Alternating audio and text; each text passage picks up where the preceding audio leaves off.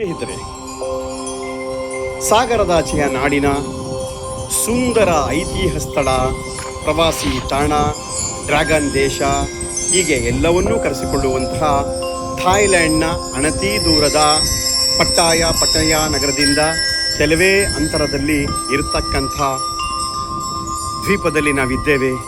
ಸುಂದರ ಉದ್ಯಾನವನಗಳ ಮಧ್ಯದಲ್ಲಿ ಕಂಗೊಳಿಸುವ ಬುದ್ಧನ ಆರಾಧನೆ ಮಾಡ್ತಕ್ಕಂಥದ್ದು, ಬುದ್ಧನನ್ನು ಪ್ರೀತಿಸ್ತಕ್ಕಂಥದ್ದು, ಈ ಎಲ್ಲವನ್ನು ಒಳಗೊಂಡಂಥದ್ದು ಇಲ್ಲಿನ ಶಿಲ್ಪಕಲೆ, ಸೌಂದರ್ಯ, ಹೀಗೆ ನಾನಾ ಪ್ರಕಾರಗಳಲ್ಲಿ ಡ್ರ್ಯಾಗನ್ ದೇಶ ಎಲ್ಲರನ್ನು ಕೈ ಬೀಸಿ ಕರೀತದೆ.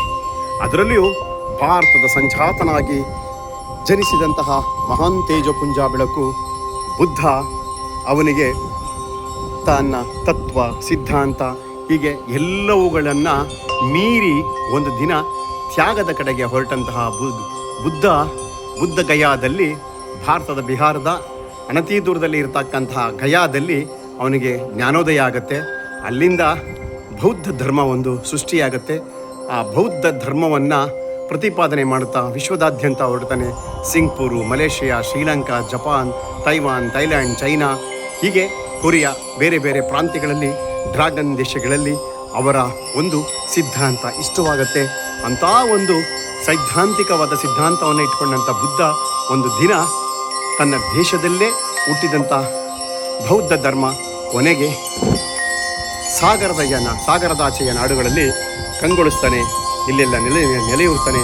ಅವರನ್ನೇ ನಂಬಿದ ಈ ದೇಶ ಅತ್ಯುತ್ತಮವಾಗಿರ್ತಕ್ಕಂತಹ ಒಂದು ಅದಮ್ಯವಾಗಿ ಈ ಜನ ಒಂದು ಮನೆಯ ಅಸ್ಮಿತೆಯಾಗಿ ಬುದ್ಧನನ್ನು ಪೂಜಿಸ್ತಾರೆ ಮತ್ತು ಬೇಡಿದ ವರಗಳನ್ನು ಆ ಬುದ್ಧನ ಹತ್ರ ಕೇಳ್ಕೊಳ್ತಾರೆ. ಹೀಗೆ ಬುದ್ಧನ ಮೇಲೆ ತನ್ನ ವೈರಾಗ್ಯ ಮೂರ್ತಿ ಬುದ್ಧ ಈ ಭಾಗದಲ್ಲಿ ನೆಲೆಯೂರಿ ಇಂದಿಗೂ ಈ ಭಾಗದ ಡ್ರ್ಯಾಗನ್ ದೇಶದ ಜನರಿಗೆ ಬೇಡಿದ ವರಗಳನ್ನು ಕೇಳುವಂತಹ ಕರುಣಾಮೂರ್ತಿಯಾಗಿ ನಿಂತಿದ್ದಾನೆ.